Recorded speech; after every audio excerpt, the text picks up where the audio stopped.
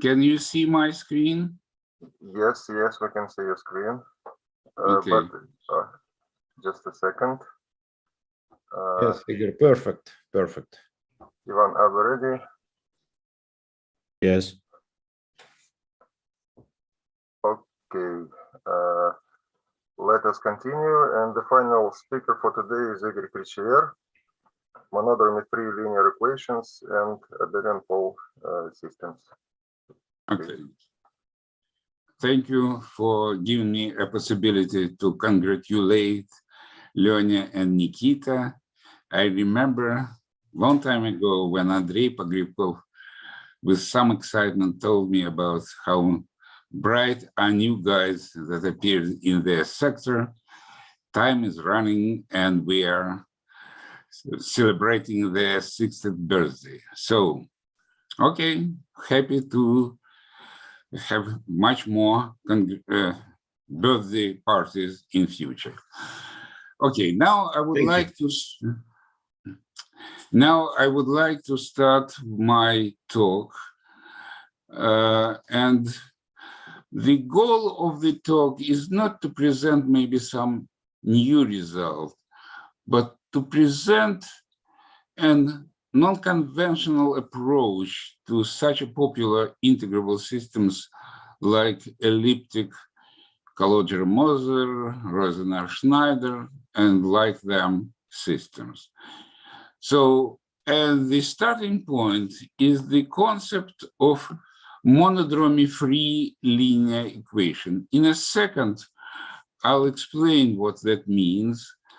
And three main examples I will consider are the differential equation, which is just up to some i's, it's not stationary Schrödinger equation, the differential functional equation given here, and I insist that this is, for my purposes, it's not usually we refer to this equation like differential difference equation, because if you put x to be integer, it becomes just differential difference equation.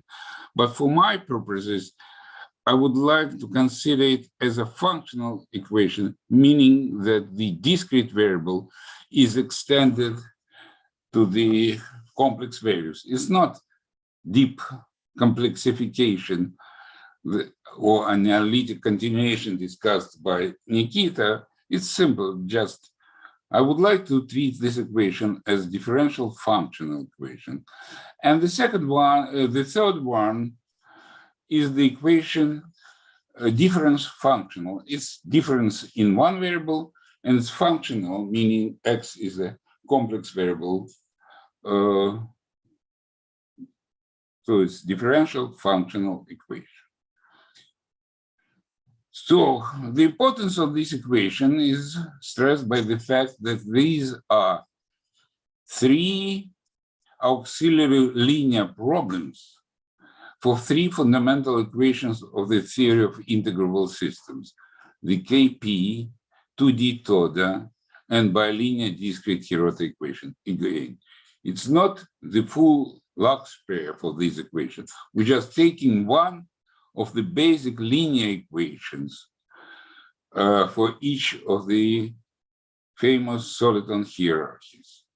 And now I would like to ask a very naive question. Assume that the function tau, through which the coefficients of these equations are expressed, is an entire function of the variable x. So it's a holomorphic function in x.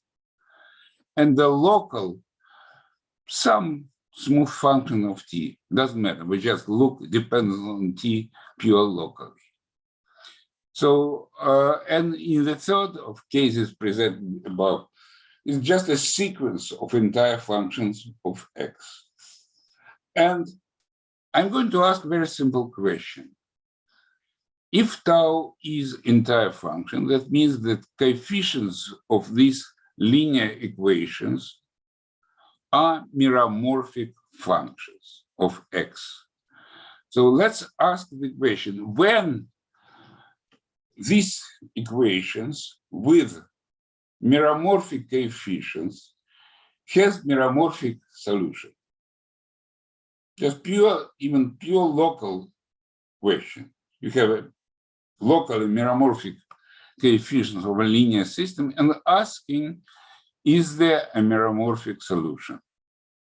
And it turns out that in all these three examples, in many, many more I considered and will present here, the answer is surprising. The answer is given in terms of equation describing the evolution of zeros of tau in the second variable. To make clear what I mean and give you an example and share with you my amusement, because I have no idea why that works, but it works, and what it works, let's see. So let's take, suppose psi is a meromorphic solution of the equation, non-stationary Schrödinger equation. The generality assumption is that zeros of tau are simple. Oh, simple is very simple. Consider the Laurent expansion of the coefficient and psi near the zero, simple zero of tau. Plug in this Laurent expansion into the equation, and you get infinite set of equations. I wrote just two of them. This is the equation that the coefficient at the x minus q square vanishes. This is x minus 1, constant term. And there is infinite number of them more. They mix the coefficients of, as it should be, the coefficients of Laurent expansion for the potential and for the function by itself. And here is the surprise. Just take the derivative in t of the first equation, use the other two, and you get that the equation for zeros of the potential decouple. They don't depend on psi. So we ask the equation for psi, and the answer is given in terms of the equation describing evolution of the zero of tau function. I recall W is the first coefficient, the coefficient in front of x minus q for the expansion of u. So if you expand psi, tau as a product over its zeros, just pure formula, compute this W, you get the equation, which is very familiar in the case when tau is not just arbitrary entire function, but if it's elliptic, trigonometric, or rational polynomial, it becomes equation of motion for the corresponding Calogero-Moser system. So the Calogero-Moser system, without any Lax representation, without anything, is the answer on this very naive questions. Okay, let's move on. Igor, but is it possible to get it from the Lax representation, this result? From the Lax representation, you get, of course, the equation of motion. Here we're getting that this system is responsible for the answer about monodromy-free linear system. And in this way, without Lax representation, I'm going to present later some multidimensional generalization of these systems. Of course, the equation of motion follows from the Lax representation, but in fact, I don't need it at this moment. Okay? What about the poles? Sorry? If you try to write equation for the poles of tau. For poles, I'm assuming zeros of tau encode poles of potentials. There are no poles, it's entire function. Yeah. Okay. Okay, so okay. Igor, is it related to Penlever property? you can treat it somehow as linear analog or analog for linear equations of the Penlever property. I'm just my goal of my talk is to say that this kind of property provides very simple way to all integrable systems. But it's only the beginning of the story. Let me just continue.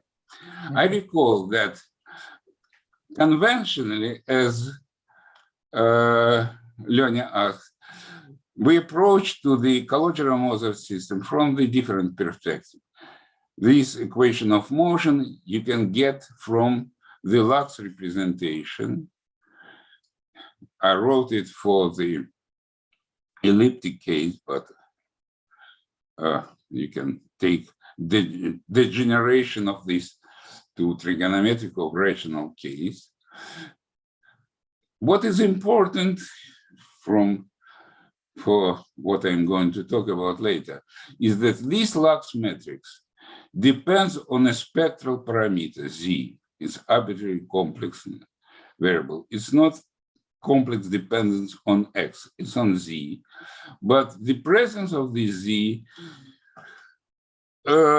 actually is responsible for the algebraic integrability of Calogero-Moser system. I am very briefly recall what I mean by algebraic integrability. So given a matrix, you construct spectral curve by writing the characteristic equation. Then you take a divisor of this curve, and that established the one-to-one correspondence between the phase space and the space which is favored by Jacobians over the space of curves, which is the space of integrals of motion. This is classical nowadays. But as a result, you can solve equation of motion for elliptic Calogero-Moser system just in the implicit form using theta function associated with the spectral curve. This is the answer. You're just solving algebraic equation, not differential. You're not doing Liouville theory or anything. You just, the meaning of this equation is the following.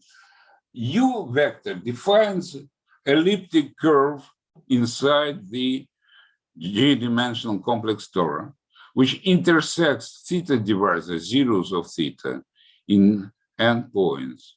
You then move this plane linearly in T, intersection points is the motion moves, and this is the motion of Calogero-Moser system. Now, I want to introduce and share with you my own amusement that how to introduce the spectral parameter in the monodromy free differential equation. It's general principle. It works in many, many examples. Namely, the presence of spectral parameter is reflected in the structure of the formal Baker-Ahieser or wave solution. So the equation has solution. So the wave solution of this equation is the solution of this form, and K here is a local, is a spectral parameter. Okay, surprises in fact. Suppose that the equation for zeros we derived by assuming that there is one meromorphic solution. Suppose this equation holds, then there exists a meromorphic wave solution. So in general, if there is one, there is an infinite number of them. Again, no reason why that should be so.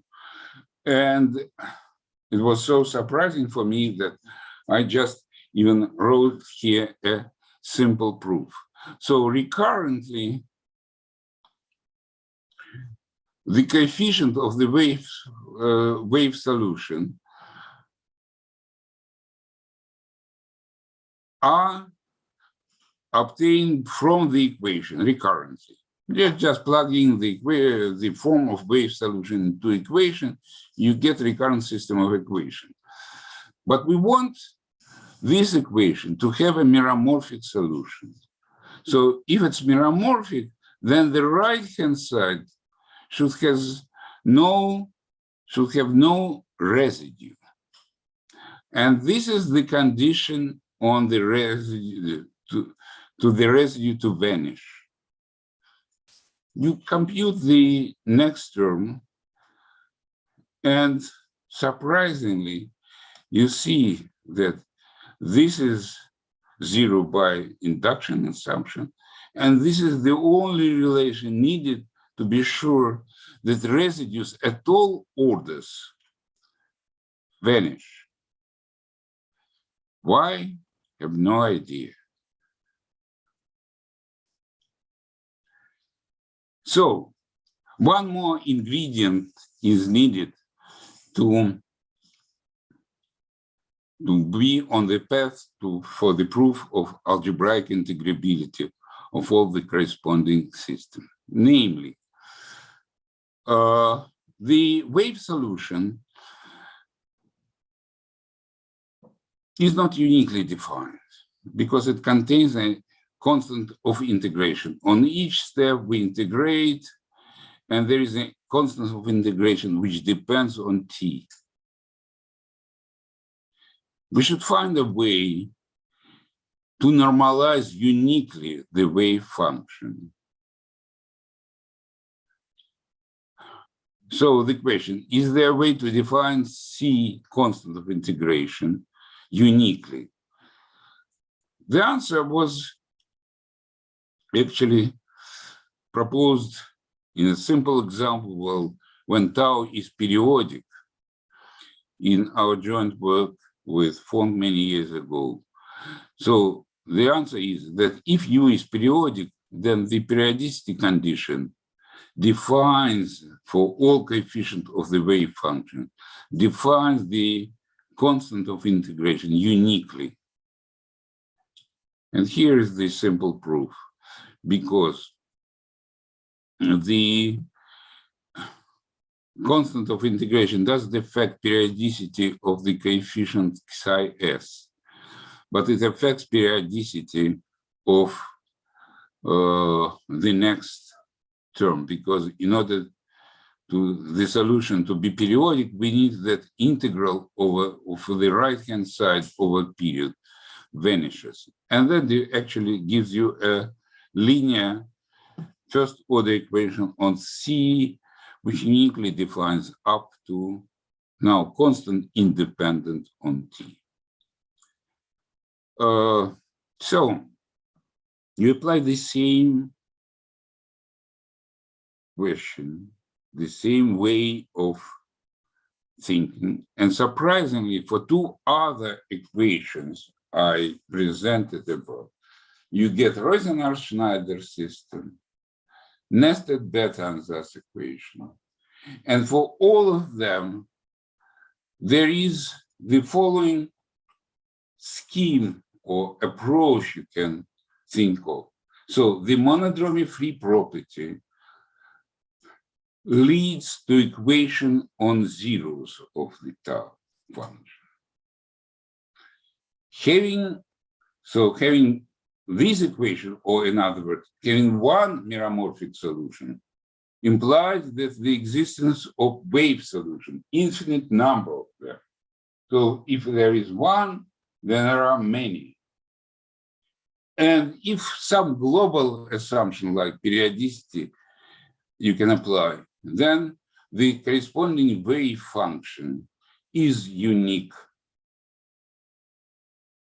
And because it's unique, at the end, you will get integrability, algebraic integrability of this system.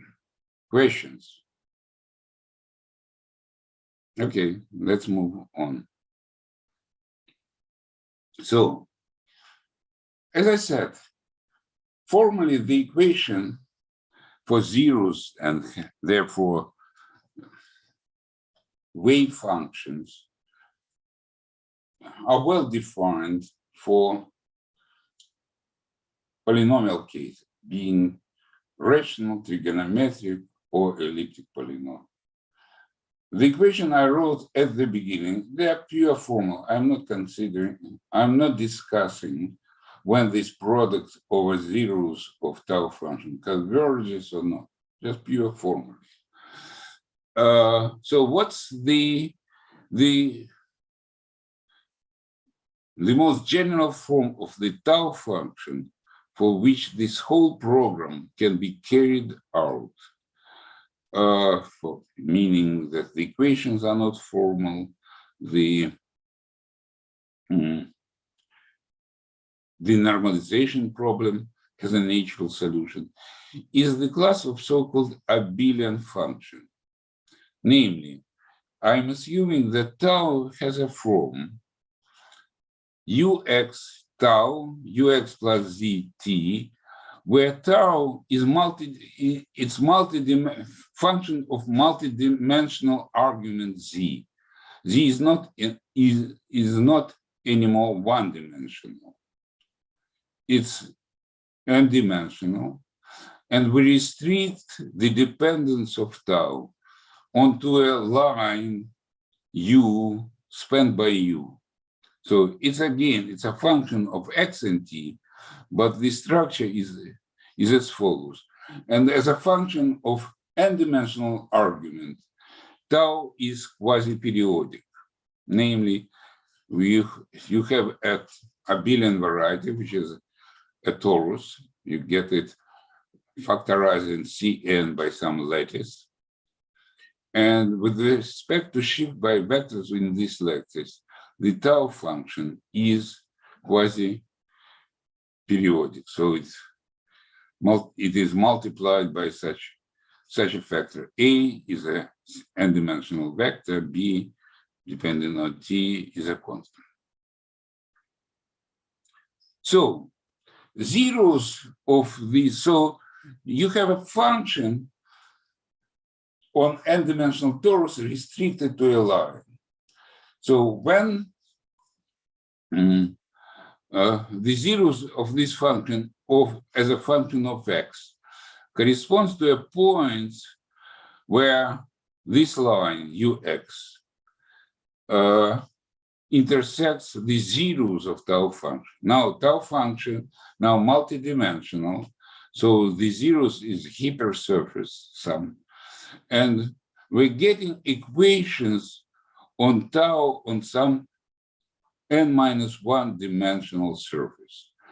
So, and it's tempting to call the corresponding equations Abelian, Palagera-Moser, Rosenau-Schneider, and nested Bethe-Ansatz equation. I'll present the example just for the Abelian nested Bethe-Ansatz equation. Again, now, they have the same form as before. But now tau is not one-dimensional function. It's function of n-dimensional argument. And this ratio of product of three copies of tau function evaluated at certain shifts by vector u equals to -1. So it looks like a multidimensional generalization of classical nested Bethe-Ansatz equation. And all these equations, this Abelian version of nested Bethe-Ansatz equation, Abelian version of Kalogero-Moser system, Abelian version of Rosenau-Schneider system, they are algebraically integrable in this sense. The generic solution of Abelian pole equation, all of them, for any generic solution, there is a smooth algebraic curve, a vector v, and embedding of your Abelian variety into the Jacobian of the corresponding curve, such that tau has the form, it is restriction of theta function, which is of dimension might be much higher than n, onto the image of x under this embedding shifted linearly by t. So this indication that nonlinear dynamics for tau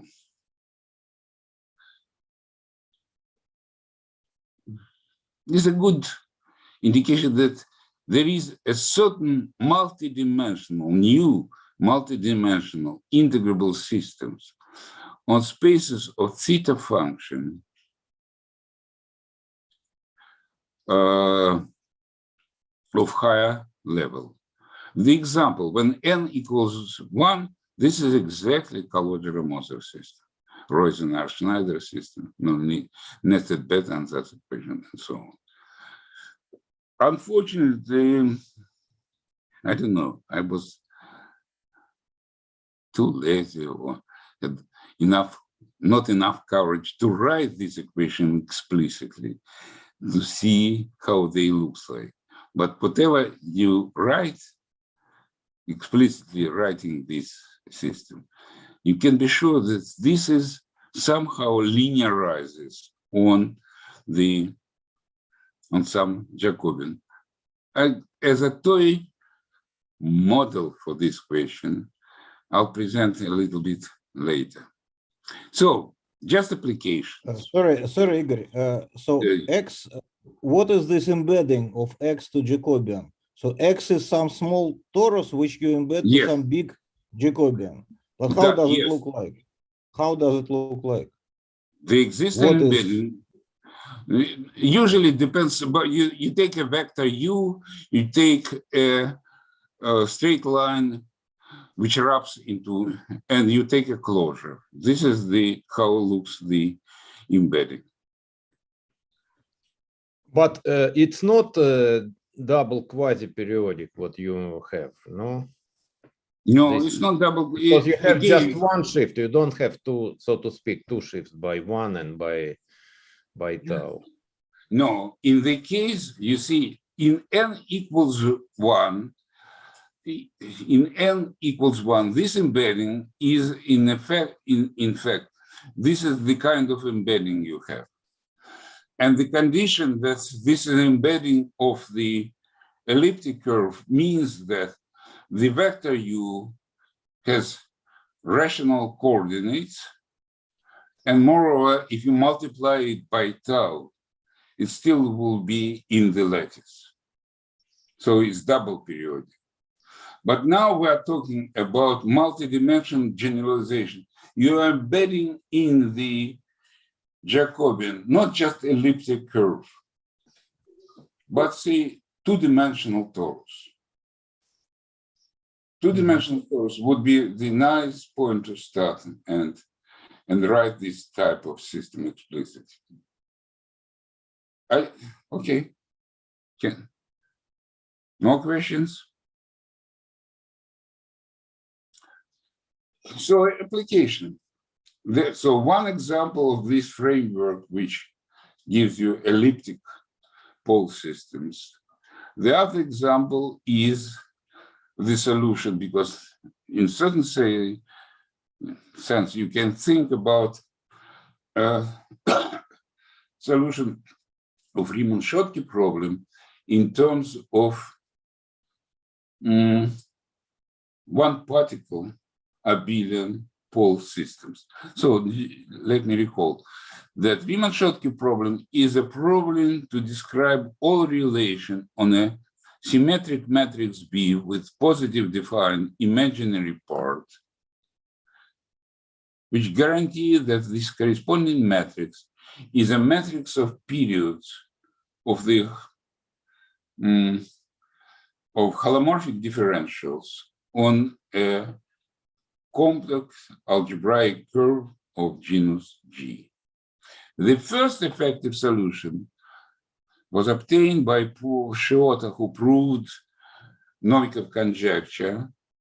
The Jacobians of smooth algebraic curves are precisely those undecomposable principally polarized abelian varieties whose theta function provides solution to the Kadamsev-Petriashvili equation. The strongest characterization in this direction, which is much, infinitely number times more stronger than Novikov conjecture, is the Welter's conjecture. I'm not going into this in more details, but actually its conjecture says that abelian variety X is a Jacobian of a curve if and only if its Kummer variety has a trisecant line. So what is Kummer variety? Kummer variety is the variety which is the image of the embedding of your abelian variety X into huge dimensional projective space. So you have X, which is G-dimensional.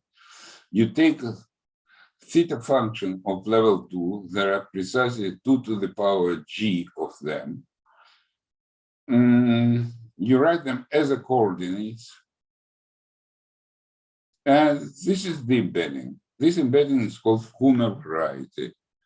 And trisecant is a line that intersects this image, Kummer variety, in 3 points. Okay, you have tiny G-dimensional something embedded in 2 to the power G minus 1 dimensional space. You take 2 points on this curve or X, you draw a line, and there is no reason for this line to intersect this variety in any third point. It's too many degrees of freedom. But the famous Fay formula tells that this is if X is not arbitrary abelian variety, but the Jacobian, then there is actually a lot of such trisecant line. So the conjecture of Welter's was, is there a way, is it enough to have just one line to characterize the Jacobian? And the answer is yes, but I would like to stress that actually there are 3 particular cases of the Welter's conjecture, depending on configuration of points. If they might be all distinct, 2 of them may coincide, and all 3 of them may coincide. So you have a trisecant line, or a line that is tangent to a Kummer variety at 1 point and intersecting in the third, or you have inflection points. So you have a tangent, which is tangent up to the order 3 inflection point. And it turns out that the proof of Welter conjecture is nothing more than a proof of algebraic integrability of abelian Kalogera-Moser, Roisenar-Schneider, and nested beta and thus equation respectively. So in this sense, all Riemann-Roch type problems are abelian versions of elliptic pole systems. Of course, I will not. Now, let me just explain how all these things are related using the nested beta and thus equation. So suppose,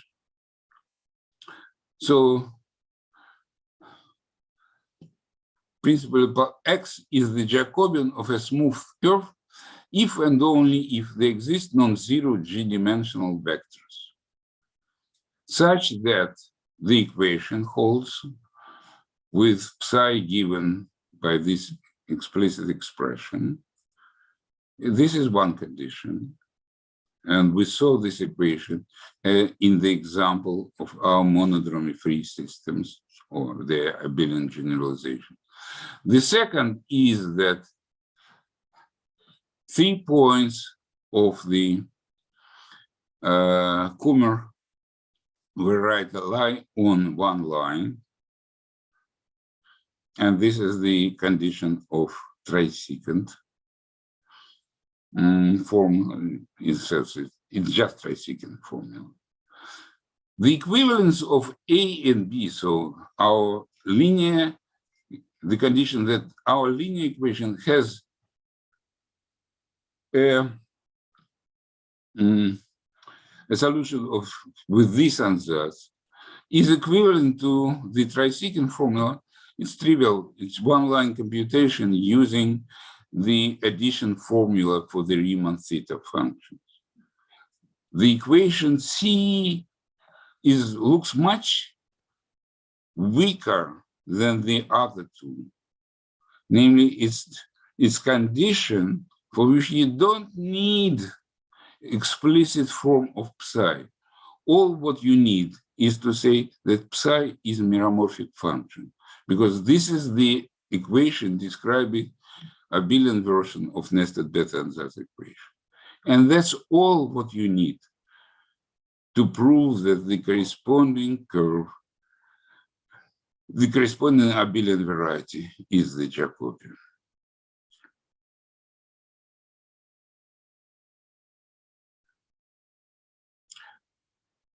How much time do I have? 5 minutes approximately. 5 minutes. Okay, I'll try to be short. There are numerous further examples of this approach. I will just give you one example that gives a solution to the harder and almost as famous as Riemann-Schottky problem on the characterization of prime varieties. I will not read this statement. You have my slides. What I would like to stress that again, it comes from monodromy free property, the starting point of this statement. Monodromy free property of a linear system. The equation for zeros of which it's a new, I believe, integrable system, which is not so far has been considered in details. I believe it has the same fundamental nature as nested beta-ansatz equation.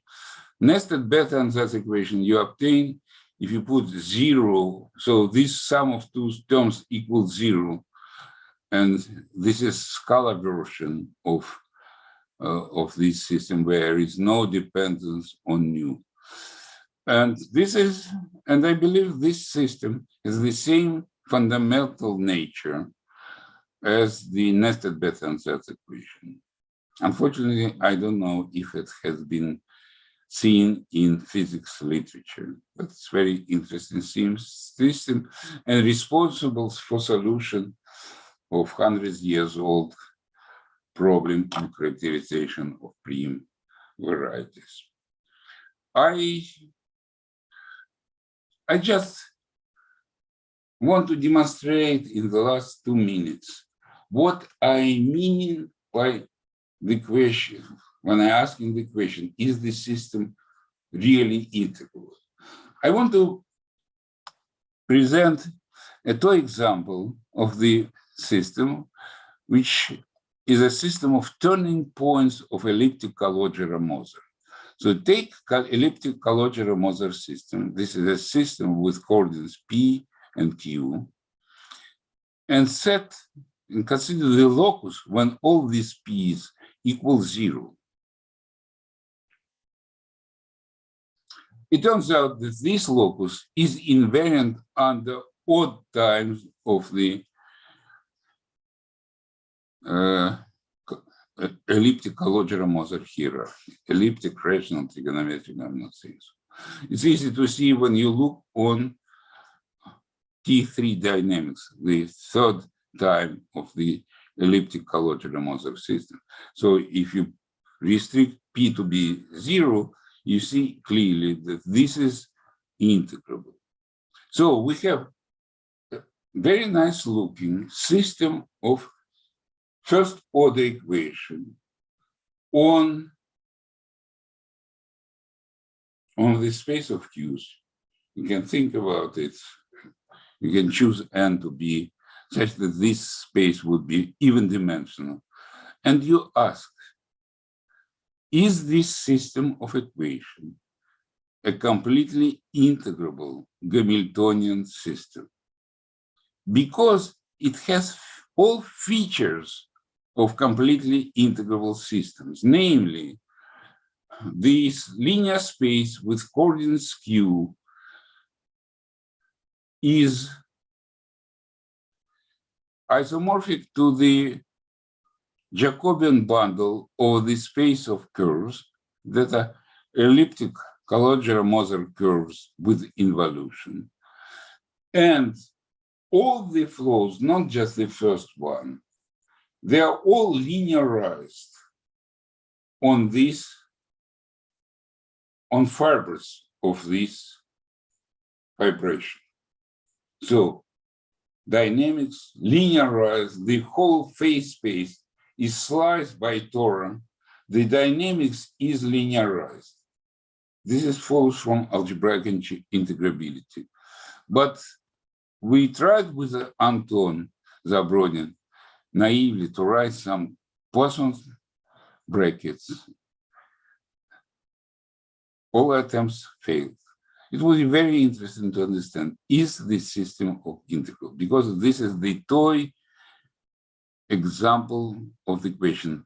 You have algebraic integrability. Is it always Hamiltonian integrability?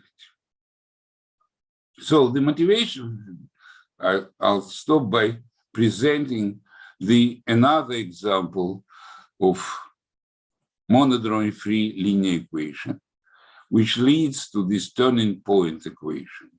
So again, ask the same question for this linear equation. When it has meromorphic solution, the answer would be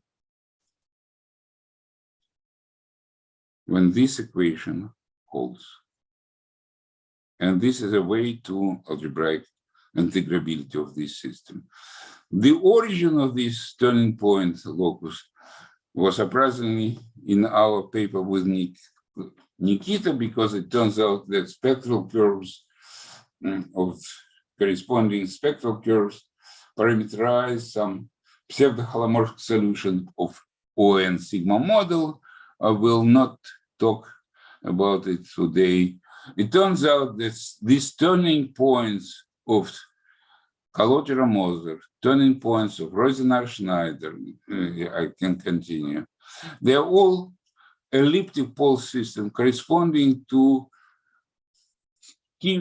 hierarchies, integral hierarchies with symmetries. For example, turning points of the restriction of elliptic Calogero-Moser system on turning points is elliptic solution to reduction of KP introduced, so-called CKP hierarchy introduced by Jimba and Miwa. I can continue forever because the Abelian generalization of this system gives a characterization of Jacobians of curves with involution, but maybe it's a good point to stop and say, happy birthday, Lenya and Nikita. Thank you, Igor. Thank you. Thank you very much. Thank Any questions or comments, please? And what about generalization, the theory to the spin or multi-component? I'm quite sure that the same should work for the case when the coefficients are matrices, so which is so-called spin Calogero-Moser, spin Rosenar. I'm sure it works, but if you wish, it's an open question. The principle is very universal. And again, it's full of surprises. There is no reason why the local question, you have a local tau function which is holomorphic. You're asking when the equation has meromorphic solution. So it's a local question. And the equation for psi and u, the coefficient and u, decouples. You get a closed system of equation only on u, how the pole should behave. Even more surprising that having just one equation, you have infinitely, you have spectral parameter in this problem. It looks a kind of mystery, but that's why I decided to share with you my amusement. Do you expect that in the spin case, you should also fix somehow half of variables? You mean for the turning points? Yes. Yes, and actually, this is work with in progress with Anton. We almost finished this matrix version of CKP. Yes, there is a half-dimensional system, but the question before was a question about does this scheme works at all in the spin case? So without restriction on the turning points locus.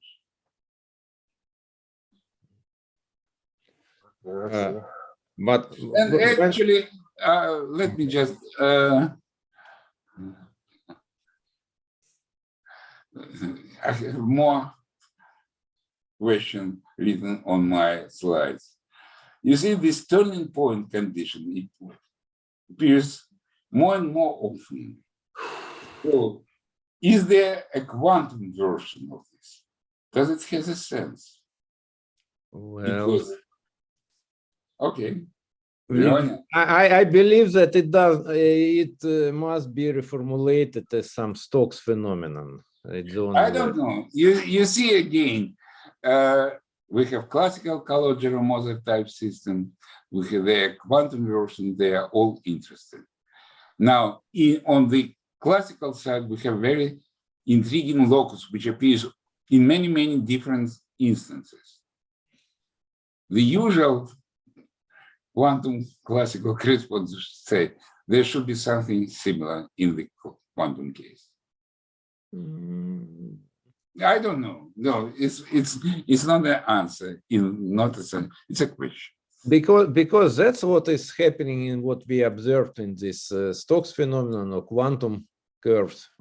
In a sense, we have a holomorphic actually solution with some incredibly complex in terms of complexity behavior at infinity. And then we have to consider, so we have to split it into some sectors based on the Stokes phenomenon. So it's okay. So the solution itself is actually even holomorphic, or it can be meromorphic, but well, we have to spoil it at some point. Okay. Okay, thank you very much once again. Then we may finish our session for